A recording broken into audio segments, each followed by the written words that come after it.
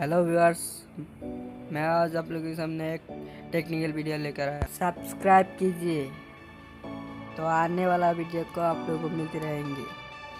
तो वीडियो अच्छी लगेंगी तो लाइक कीजिए, फ्रेंड के साथ शेयर कीजिए।